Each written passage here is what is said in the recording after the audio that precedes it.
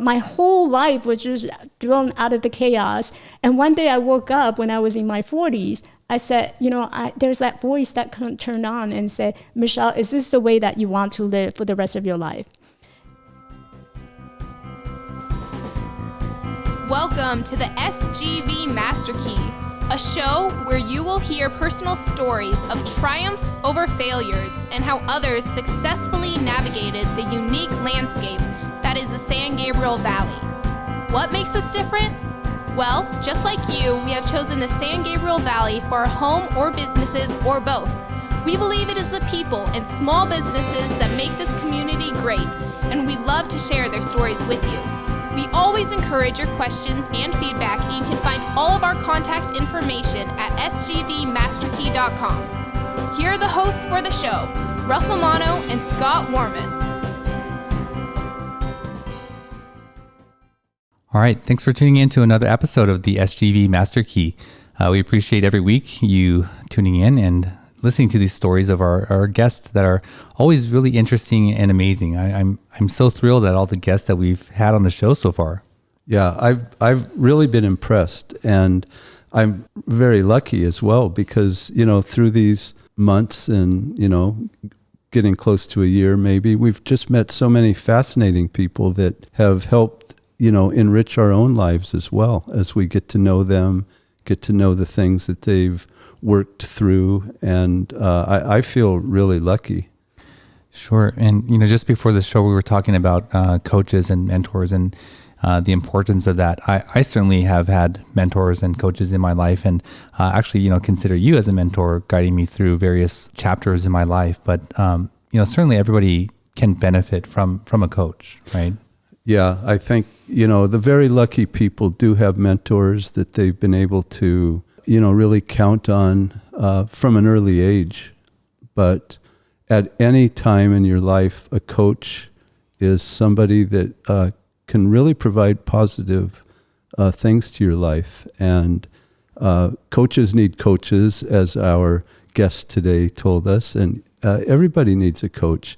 Everybody needs a mentor. There's just so much complicated life these days, and we all need help.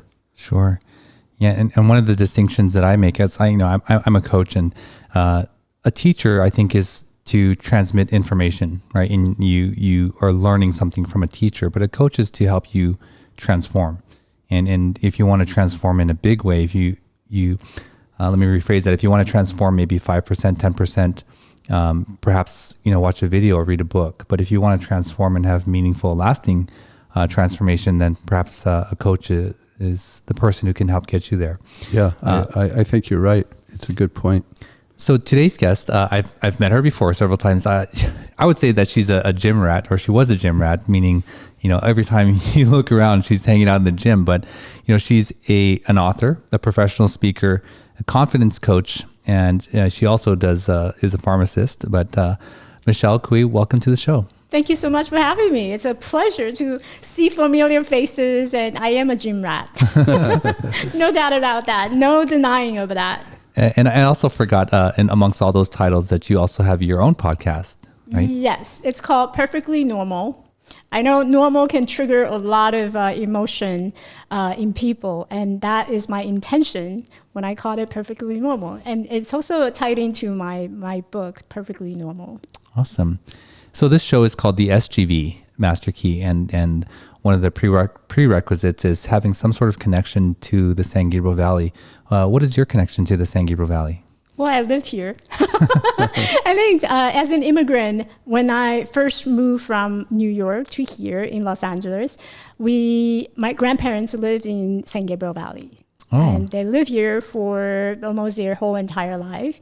And so when we moved here to California, there's no doubt this was going to be our place to stay. So initially when we first came, I remember my grandparents had already relocated to a separate location, a new house. And what left over was a 2-bedroom in San Gabriel Valley, in San Gabriel. And I remember the 5 of us, we lived in a 2-bedroom.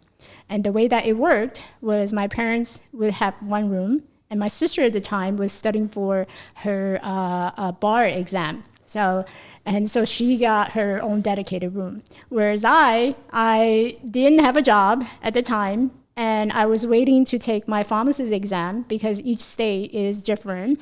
So I was waiting to take my pharmacist exam, and I remember I bought these curtains, and I kind of just sectioned out a part of the kitchen or the dining room, and I called that my bedroom.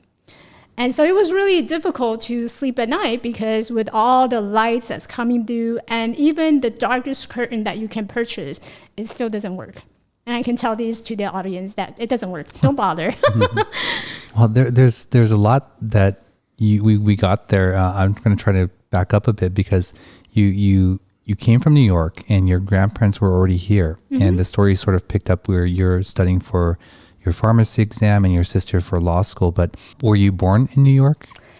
No, I was not born in New York. I was born in Taiwan. So I'm an immigrant. They call it the first generation immigrant, right? So my parents was not born here, and I'm the first generation immigrant. My parents don't speak English, and they still don't. So a lot of time rely on us to do the translation. And I didn't learn how to speak English when I first to this country until when I was age 15. So I came to this country when I was 15. Prior to that, no training, no learning English. And the fact that I'm sitting here and learning and speaking, conversing in English, it's a big milestone for me. Yeah, I can imagine. I mean, 15 is a challenging time in anybody's life, right? Trying to figure out things, figure out who they are. And here you are making a transition to a different country. Yeah. You had indicated your grandparents lived most of their life here. Yes. So when you were living in Taiwan, they were here in the U.S. already. Mm-hmm. They were here. And I remember when I was little, I would hear my mom listening to the audio tape. And back then, it's not podcasts. It's not like Facebook Live, nothing like that, right? So you get monthly, if you're lucky, you get a cassette tape. I don't know if you guys remember those cassette tape. Yes. Right? You record it, mail it in the mail, and then the recipient will receive it, and you put it into a cassette tape to listen to it. So I remember there are nights where my mom would turn on the audio tape and just put it in there, listen to my grandmother and listen to my aunt who was already here to study. So they came to the country and they were studying, they were in their graduate school. So they got into the graduate program here. And that's how the whole family was able to apply for the citizenship through my aunt, through my grandparents. Well, so even as a first generation immigrant, you and your sister obtained these graduate degrees, which are challenging for someone who's already been here, but having only come here at age 15, what was that like? It was challenging. I remember going to school and I had to look up every single word in a math book, math book. We're not talking about English book, we're talking about math. I had to look up each single word in order to understand what does it mean to do one single math questions. So when X is equal to this and that, where is Y? And that to me was challenging, and every single question I had to look up. And I remember going to tutoring places where they would teach us how to read English, but the way that they're teaching it, the method, it's really, it's not the best. So I was struggling with English. And I remember I didn't get to regular English class till I was ready to graduate from high school. And I had to go into my counselor's office. I had to fight for it. I had to go in there and I had to tell him, listen, I believe that I am capable of speaking English. And what I need you to do is you need to put me into a regular English class. And you know how in our life, sometimes there's people who really lift us up and there's people who, just kind of don't believe us. Yes. And he was one of those who didn't believe me. So he kept all things possible to discourage me for not going into regular English class. He said, I don't believe you're ready. I don't think you're ready for this. It's very challenging for you.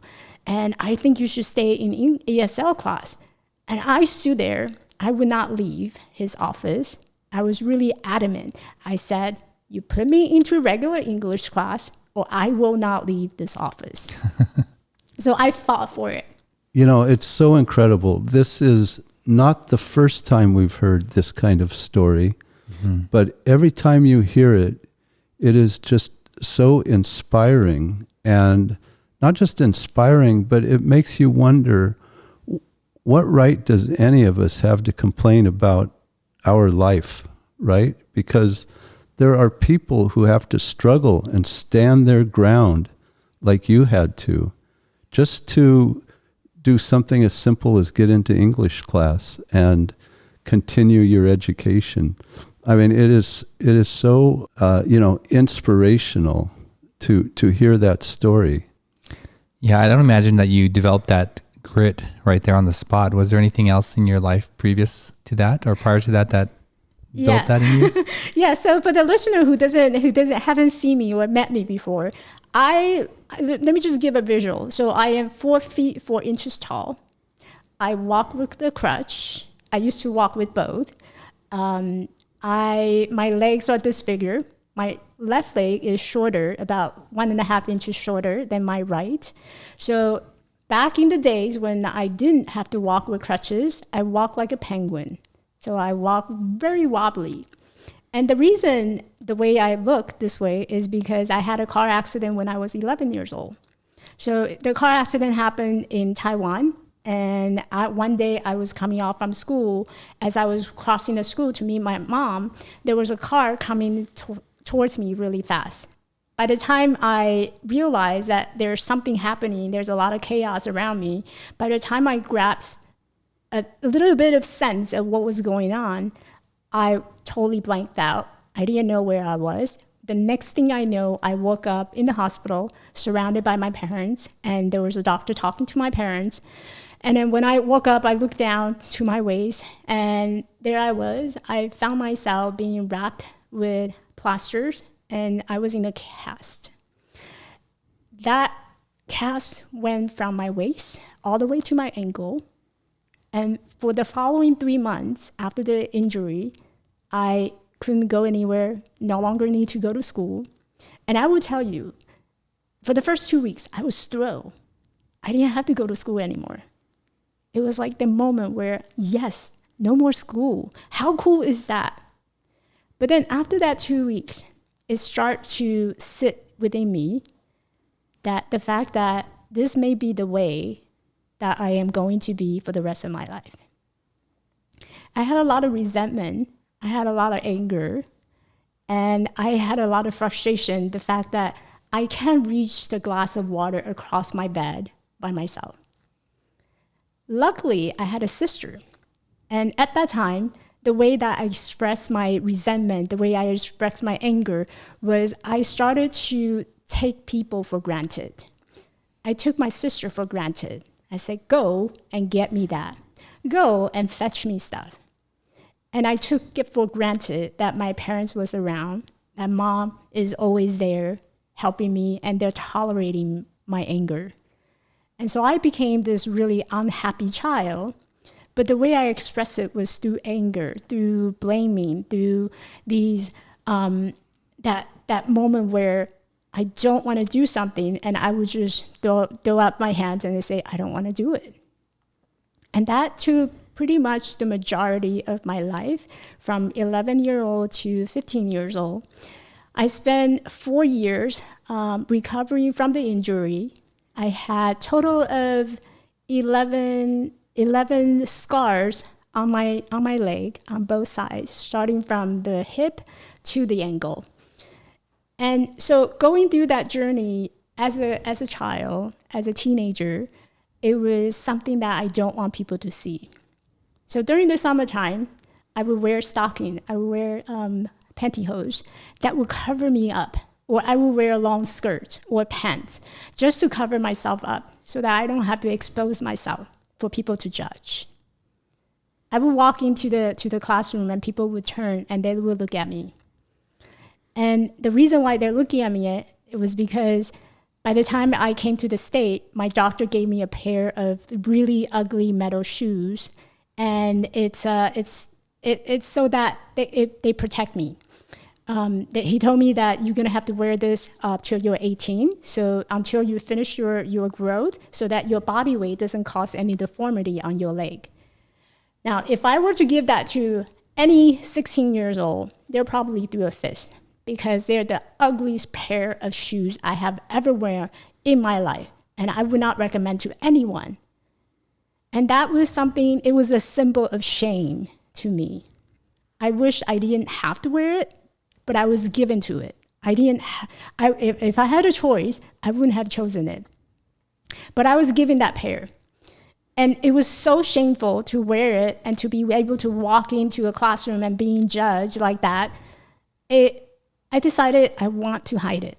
So I took it off. I didn't want to wear it.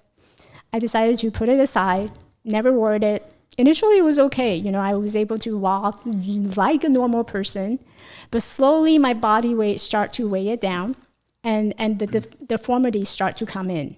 I noticed as I was progressing to college and to graduate school, my body weight started to weigh on my back. So every time I walked, it was causing a lot of back pain, and I noticed my body posture was completely off. And soon enough, I ended up needing to walk with assistance. And with that assistance, the initial assistant was my mom. She was always there. She held my hand. Everywhere I go, she would go. I remember in college, when I graduated from college, I graduated with a chemistry degree. And the first job that I got an interview from was at Boeing 747. There's a company out there in New York that they were looking for a chemist to run the company as a management position. So I went, I have a college degree. I went in, I got an interview, and these big, tall men, they were twice my size, and I walked in, little tiny petite woman. And I remember that day during the interview, I took my mom. I mean, if we were to think about, oh, you went with your mom to the interview in college, that's how insecure I was feeling at the time. And I relied on her assistance. I didn't want to start using crutches because it was a symbol of shame. I can't tell you how many times I have stood in front of the mirror and wishing that I had a different body. Your book, Perfectly Normal, is the name. So at some point you perhaps devalued yourself, but you had to transition into this person, you know, who could affirm that you were perfectly normal, that there was good and normalcy to you. So how did that whole process develop? I mean, it's let's start with a job interview, and your mother is there with you. How did that work out? Did you get a job? Absolutely not. I think just looking back, I wouldn't want to give someone a position where they brought in their mom, right? That is just something that's weird. It tells a lot about that particular person. If you have to walk into an interview and bring in your parents or bring in your mom, that tells me how much confidence you have about yourself. So when did you learn that about yourself? I learned that really late in my 40s. Really late, right after my graduate school, after I got into the pharmacist position here in Southern California. After that, I had received multiple rejections. And one day I woke up, I was slightly overweight. I must have gained 10 pounds just working at the university, USC. I was doing a lot of night shifts. And my whole life was just thrown out of the chaos. And one day I woke up when I was in my 40s. I said, there's that voice that turned on and said, Michelle, is this the way that you want to live for the rest of your life? And that internal voice, sometimes it's good, sometimes it's fear, sometimes it's good because it's asking you empowering questions. It's asking you to think deep on what you want to do with your life. And I was listening to that voice. Can we go back a bit then? You came here, you were 15 years old, went to high school in New York. Mm-hmm. And where did you go to college? I went to college in State University in New York. Okay. And what happened after, how long did you spend in college? 4 years. And then 4 years after that, I also applied. So I went for that Boeing 747 interview, totally failed. And then I came home, I was so discouraged. So then I decided, well, what else can I do with my life, with my chemistry degree? I decided the next best thing would be to look for something that I can just transfer easy way out, right? So where can I go to transfer my scores or transfer my chemistry degree to something else that can be useful? And my mom at the time encouraged me to look into Pharmacist because that was something that was hot commodity back then. So there's a pharmacy school in New York, St. John's. So I went to St. John's University, got my doctor's of pharmacy degree, and then I worked in New York as a pharmacist, as a licensed pharmacist for another 2 years. And then I came to California. And your family is all living together at that time? Yes. Your sister is with you and your parents? My sister, my parents, and I also have a brother. We're all living in New York. And then you all moved to San Gabriel Valley? Correct. So at this time, you're back. You're working as a pharmacist here with USC, correct? Yeah. Yes. What was the catalyst for this change? My body weight. I think one of the things that really triggered everything and got the ball going or rolling is a lot of time we don't realize that something is not working until we actually experience something that is, oh my gosh, I need to do something about it. And it was my weight. I remember driving home one day, I was behind my steering wheel and I was driving and I noticed there's like these marks on my t-shirt, on my white t-shirt. And for the longest time, I couldn't figure out what it was. And one day I remember getting off my car and I was like, oh, it's there again. I wonder where it's from. So I got back into my car, looked down, and it was right there. It was my steering wheel was rubbing right against my t-shirt on my belly. And so then that moment was like, I need to do something about this. I need to lose weight. But I don't run and I've never been to a gym. What do I do? I can't walk properly. I walk with crutches. How am I going to get started?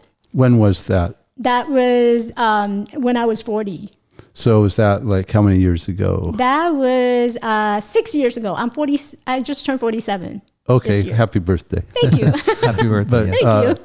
Okay, so six years ago, you reached this point. Your life had been with your family. You were still living with your family? Yes. You're working at USC. What else did your life consist of at that time? I mean, were there many activities? How did you feel about yourself? How was the job? On the most part, I felt good. I felt okay. So there are those good days and there are those bad days. And just like everyone else, I wake up, today is going to be a bad day. You have that feeling of, I don't want to go to work because it's just, the weather is not right. I'd rather stay inside. So there's good day and there's bad day. The bad day may be consisting of, I wake up in the middle of the night crying and wishing that I can chop off my legs and install a new pair so that I can look prettier, I can look better, I can look normal.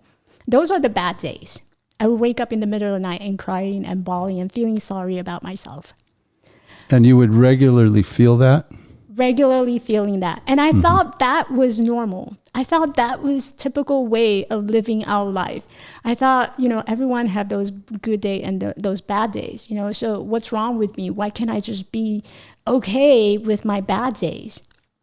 And what really, really stood out for me during that period of time was I was going out, I was going on dates, and oh my God, let me tell you that when you go into a relationship or when you getting into a relationship, that was probably the biggest trigger, emotional trigger for any time having a bad day. Because you go out for one day, your date decided, thank you so much, we'll just be good friends. That was a big rejection. And you start sitting with that rejection and thinking, what is wrong with me? Why don't I belong to anywhere? Why wouldn't anybody want to be with me? And so instead of thinking that, well, it just didn't work out, right? It's just not the good timing. It's just our chemistry is not there. I internalize it and I interpret it as what is wrong with me. And when people send that same message to you, where I remember there was an incident. I was walking down I think it was Colorado actually. I was walking down Colorado, and there was a woman running from the opposite side of the street and came up to me and tapped on my shoulder and say, "Hey, what is wrong with you?" Wow.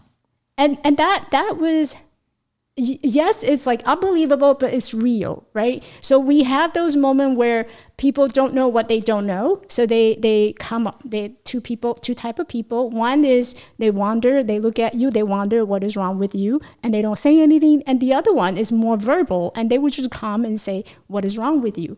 And when you receive enough messages like that, you start to think about, what is wrong with me? Well, you certainly are evoking a lot of emotion with your story, the initial story of the accident and the picture you paint of what everyday life had been for you. That's really tough. That's really difficult. So I'm very much interested in where the turnaround happened and how that happened. I think the listeners are wanting to know that too. So the turnaround came about when I started to realize I need to do something about the weight. And there are 6 different ways of how everything that's happening around us can affect how we're feeling. So there's the social aspect, there's emotional, mental, physical, environmental, and then there's the last one, which is spiritual. So all these 6 factors can determine how we feel about our day goes. We can have a good day or we can have a learning day, but it all comes down to the perception of how we feel. And for me, my biggest influencer was the physical. I'm trapped, I'm handicapped, I'm disabled. And so I chose to play that victimhood of this is something that happened to me. The turnaround came about because I was focusing on, okay, so this is the body that I'm stuck with. What can I do to make it different? What can I do differently today that is going to make me happier, to make me accept, when I look into the mirror, to accept who I am? And that moment where I can start shifting the way that I see about myself, about my physical appearance, that was a moment that things start to change. So the first thing I did was I went to Target and I bought one of those exercise balls. I brought it home and I said, well, I can't run. So the least I can do is I can sit on it. I can do some exercise, maybe some yoga. So I start doing some research on YouTube. How do I use this ball? What do I do with it? So that was my first 2 weeks of physical exercise, doing stuff. And then I decided to take it to the next level. I start looking at the diet. What am I eating? Am I eating like unhealthy food, or am I finding choosing food that's really good and nourishing my body? So I start to keeping track of the diet, like how do I eat, what my 3 times a day. I was really conscious, and I still eat oatmeal every single day. I'm pretty good with the diet right now. So I started to do all that, and then I realized, no, my weight started to plateau. I got to take it to the next level. What would that next level be? So I started calling around like the gym that's in my local area. And I was really conscious about choosing which gym to go to. I didn't want to go to LA Fitness. I didn't want to go to these big chain, gigantic gym or membership, because the moment that you walked in, what is the first thing people do? People turn and look at who came through the door. And when people do that, that press judgment to me. That to me, they're looking at me and thinking, oh my gosh, she is so short. What is she doing here? How is she gonna use that bar? How is she gonna lift anything? So people turn, and that is totally not okay, not cool with me. So I decided to look for a smaller gym. I decided to look for something that's more family owned, something that doesn't have a lot of people in there. And then that's how I found Matador. And I called up the gym and I said, listen, this is my condition. Can I get a tour and can I visit your gym to see if it's a good fit for me? So I called around, and I remember that place was the only place that had returned my call. And I said, you know what? Come in here, take a look, and we'll see what we can do. So I walked in, and immediately I kind of fell in love with it, because the environment, I felt that there's that sense of belonging that I was looking for. before that, I was really searching for a sense of belonging. I felt that I didn't belong to where I am. I didn't belong to this planet. I didn't belong to this earth. And a lot of time I would tell myself, maybe you are this way because you came from another planet. You're an alien. This is what happened to you. You're trapped in this body, and now you got to figure out how to use this body to make it best out of your life. And that's what I was telling myself. But it really comes down to looking for a place of belonging. And when I walked into that door, I found my place of belonging. And I remember training once a week. And then I started to work out with the owner. And I said, can you please allow me to come in here so I can use your machine? And so we made up an agreement that I was able to use the treadmill because I don't have a treadmill. So he was doing me a lot of favor by allowing me to go to the gym and just use the equipment. And so I am forever appreciative of that place. That place has a special place in my heart. So with that, I was there for 4 years. What really happened and took my life to the next level was the second year I was there. That was 2016. I remember September 2016, I decided to do something very brave and very bold. I booked myself. I told Joe, my trainer back then, I told Joe, hey, I need to go hike. He's like, oh, okay, where do you want to hike? Like Mount Wilson? Great, let's go. And I said, no, I want to try something bigger. So he asked me, like, what? What do you want to try? I said, I'm going to go to Machu Picchu. And his eye wide open. And then he said, where? Machu Picchu. Where is that? Oh, no. Joe. Yeah, where is that? Oh, that's in Peru, Cusco. And he said, okay, all right. So we start looking up, and then I told him it's 26 miles total, 4-day hike, and it's all ascending. There's a lot of stairs. There's a lot of high elevation. So I booked myself a ticket in September 2016 to the Inca Trail to Machu Picchu. And that was the trip that I will never forget. It was the most transformative trip for myself, spiritually, emotionally, mentally, physically, socially. I was able to connect with a lot of friends, and spiritually, for sure, that I was starting to find the sense of I am one, and one is me. Well, it's interesting that you described it as a bold act. Scott, in his previous episodes describing things in his life, has described 3 bold acts that he identifies with that have been transformative. But I'm really interested in where the story goes from here. But let's take a quick break and we'll be right back. The legal process can be intimidating. You don't know where to start and you're unsure of what to expect. The attorneys and staff at the law offices of Scott Wormuth have been serving the San Gabriel Valley for over 35 years, helping people just like you navigate through the legal process and ensuring you're treated fairly. You can find them at law888.com or call 626-282-6868. That's 626-282-6868.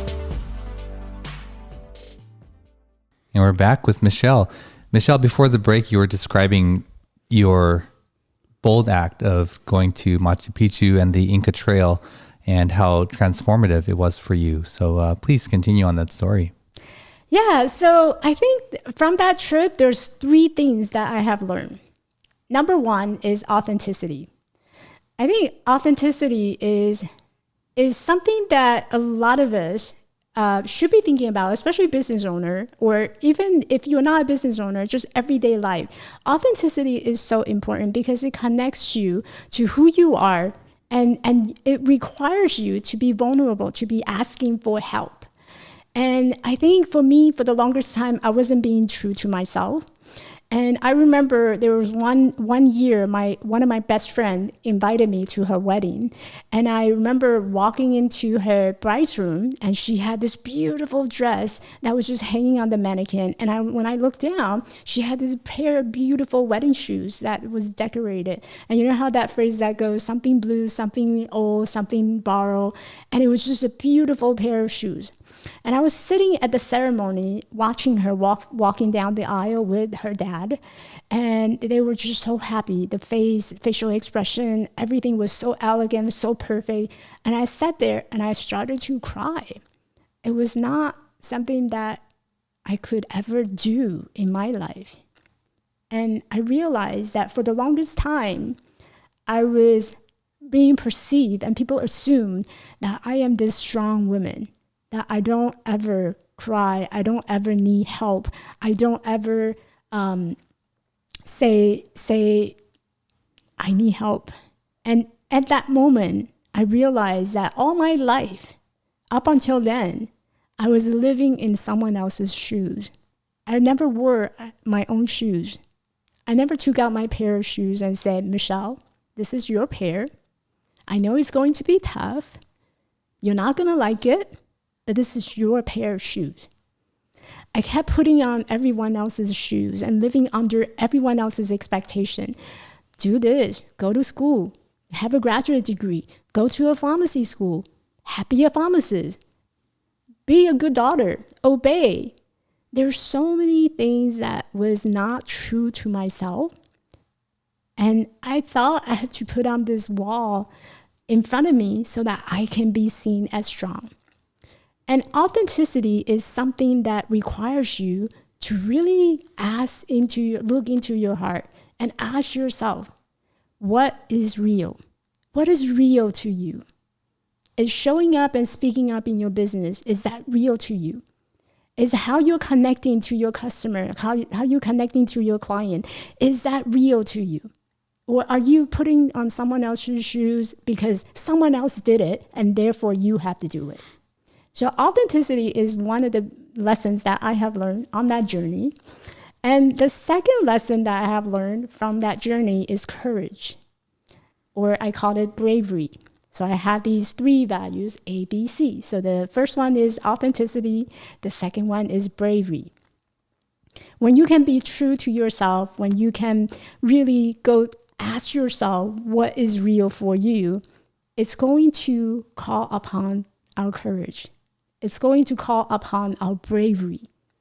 Because without bravery, you'll probably still sit where you are right now. You won't be able to get up and start living the life that you want. There's probably a lot of dreams and goals that you want to achieve in your life, but you're going to continue to let that go and thinking now is not a good time. So in order to have bravery, you start booking a ticket to Peru. You start buying an exercise ball, going to the gym, and changing something and doing something that you have never done before. That calls upon your bravery. And the last thing I learned was community or connections. The connection that we have with someone else, another person, and the connection we have within ourselves. How connected are you to yourself? I think beginning of the show, we talked about a coach needs a coach, right? So every single one of us, there's a coach inside of us. There's a coach inside of us guiding us through our journey. And you know exactly, you have the answer right now within you. What is your next step? But sometimes we can't see that because you can't really read the label from inside the jar. So you need someone else who can read the label for you to tell you, hey, you're inside the jar and you can't read your label. So everyone has a coach inside, but it's also important to connect with the community so that the community can come together as a whole so that we can help each other to thrive and to be better. Yeah, absolutely. I would agree with all 3 of those. Thank you for sharing that. Yeah, the whole coaching thing, it's something I have been for many years, and I'm always trying to improve on. And more recently now, I think everybody goes to modifying behavior as the number 1 step, right? When they want to go somewhere, what is the behavior of that person or who I want to be? but it's often short-lived unless you change who you believe yourself to be. And so a lot of, like what you said is you need to first be authentic with yourself and assess where you are now. And that's often tough. So, Michelle, we always ask our guests to bring an item of significance with them and share that. And what did you bring today? I brought my book. Can you hold that up for us, please? Of course. Here it is. I brought my book. Perfectly Normal. And there's a subtitle to the book. Yeah, it says, An Immigrant's Stories of Making It in America. I have a question about your book. Yes. In listening to you talk, you're obviously very reflective. And was this book, I don't know when it was published, but is this the work of a lifetime? Have you kept a journal, throughout your life? How did all these thoughts come together? Because you're very well spoken, and you must have, developed these thoughts and these, beliefs over a period of time that take some crafting and some, they don't just one morning appear. So I think it's something that it came to realization. So the book was published in 2019, and I spent 4 months finishing and writing this book. It's a memoir. It's a story of my life. And so to answer your question, whether or not I kept a journal, yes, I kept a journal, but none of my journal was related to the book itself. It was more like my self-rant, my own self-talk going on in my journal. The book came about because I was in a place where I realized after Machu Picchu that my purpose in this life is to inspire. But I don't want to just inspire someone. I don't want just inspiration. I want actions. I want to be that person who can share and tell a story and inspire you to do something today. It may be as small as writing a book, putting it out. It could be as small as having a podcast. So that was the intention of writing this book. And it came from my own personal story. And oftentimes, and this is something that I'm working with clients right now about how to turn your story. Each one of us, there's 1.8 billion people in this world. If we each have our own business, what makes us stand out? What makes us different? It's our own personal story. There's a reason why we are here. And the most important question in our lives is why? Why are you here? What is your purpose? Why do you do what you do? And this book, I consider it as my huge letter of completion. It was my chance to saying goodbye to how I used to live and how I am today. So it's a letter of completion of all these years that I have been due. And so writing it was easy because all I have to do is just go in there and talk to the audience through my heart. And there's no hiding. So a lot of people will come back to me and say, Michelle, I can't believe how openly you share some of the stuff in the book. Because that's what was intended. I wanted to be vulnerable. I wanted to be open so that it inspires you to think about the areas in your life where you've been hiding. You really had to do that. You had to be open and authentic. And did this bring a sense of closure? Is that what it did? It did. It's a letter of completion. So I completed one phase of my life. And now I view things differently. I approach things differently. I talk about things very differently. It's a real metamorphosis, isn't it? And then yes.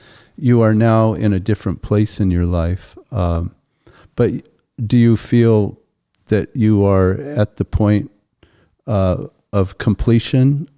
You need to continue. Yes. I believe life is a continuation. And funny how you ask, because the other day someone had asked me, hey, do you think that we can see the light at the end of the tunnel?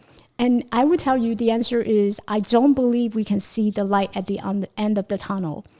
And the only way that we're going to see the light at the end of the tunnel is when we're dead. And that's probably the only time that we're going to see the light at the end of the tunnel.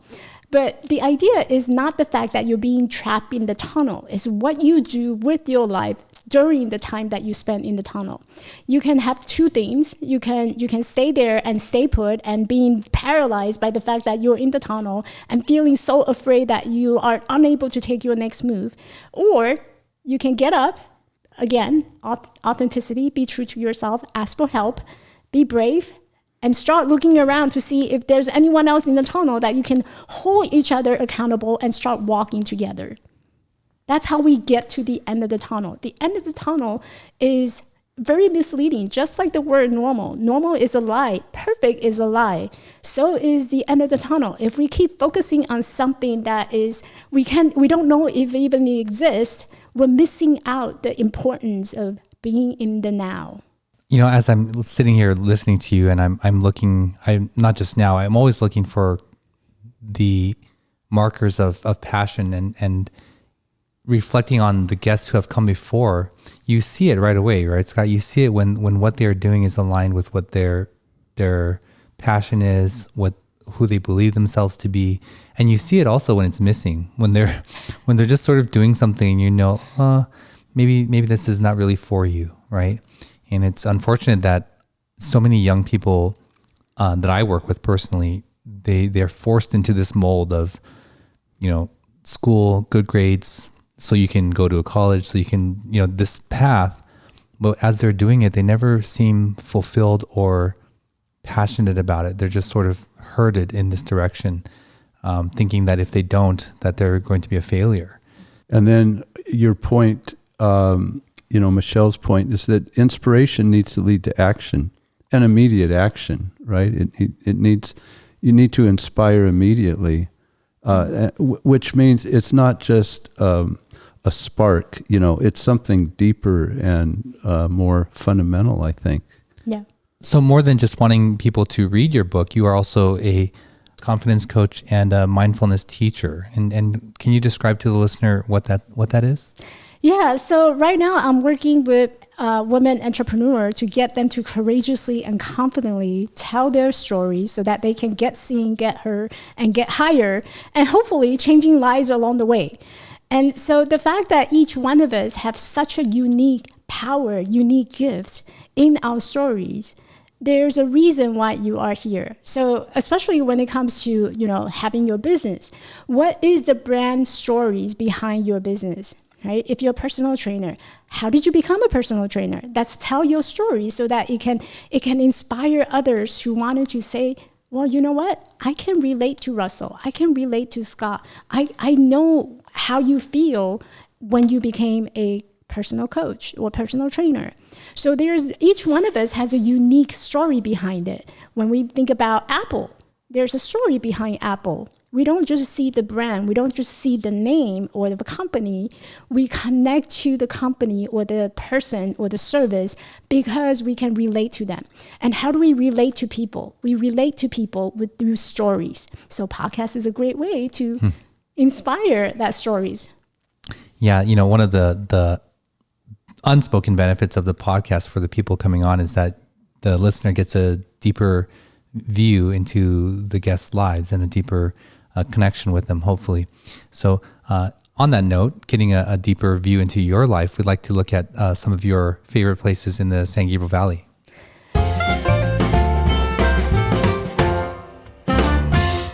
Michelle, we have our SGV3, which we feature every show with every guest. We like to hear from them. What are some of their favorite things to do, places to go, experiences in the San Gabriel Valley? So what would be your three?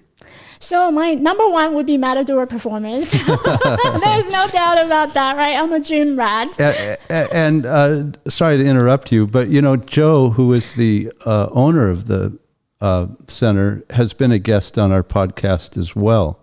And I would refer people back to his show, which I don't know what. Episode 10. Episode 10. His was also a very dynamic, inspirational story.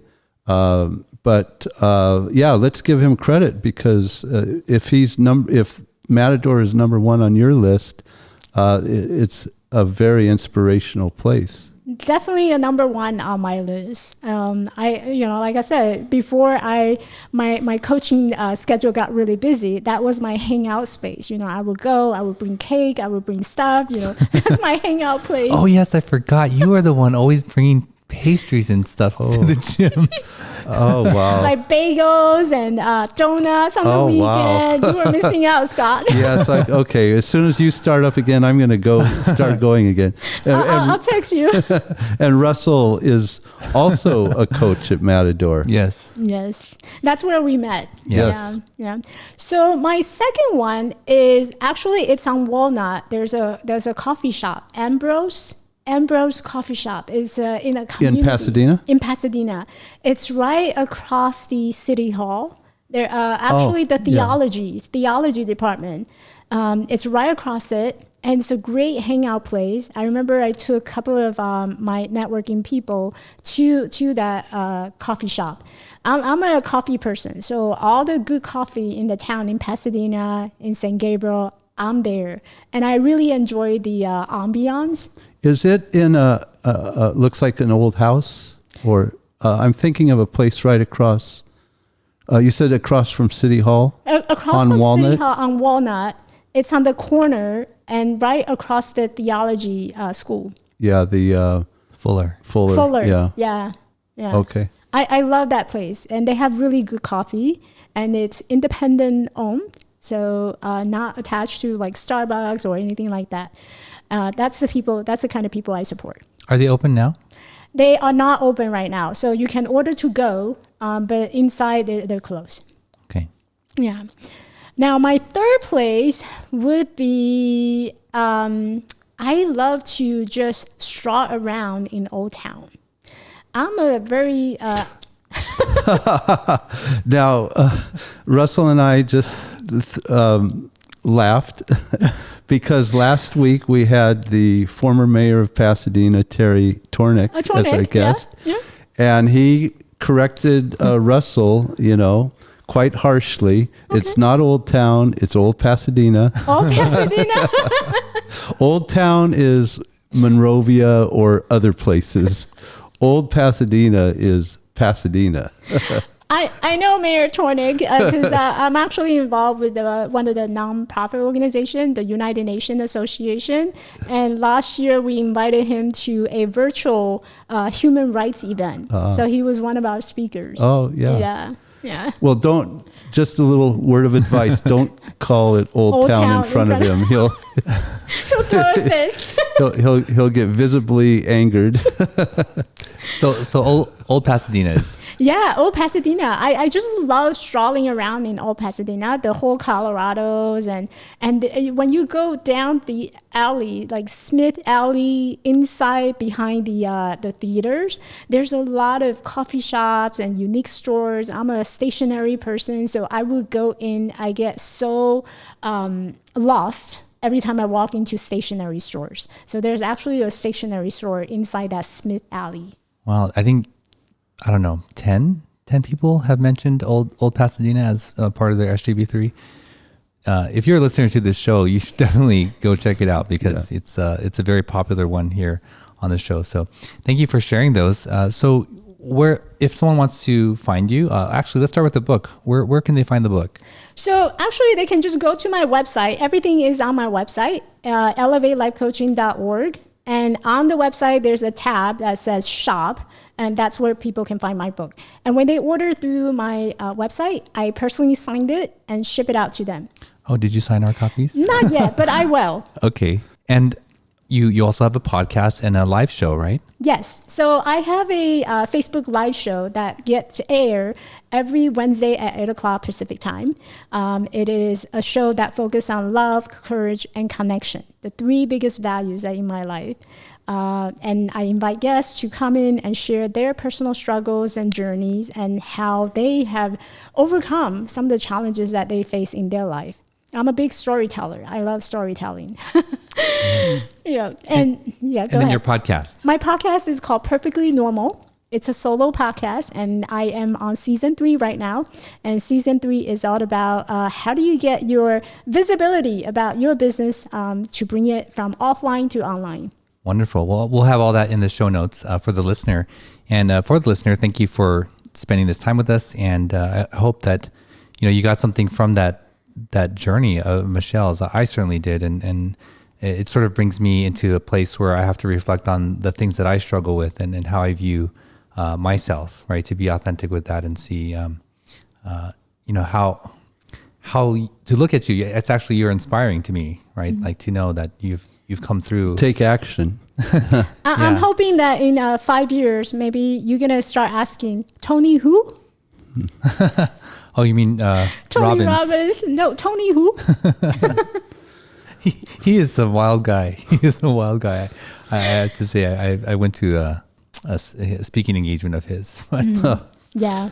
I think one thing I will leave is that inspiration is great, but inspiration needs to turn into action, because once you walk out of the door, the inspiration, what do you do with it?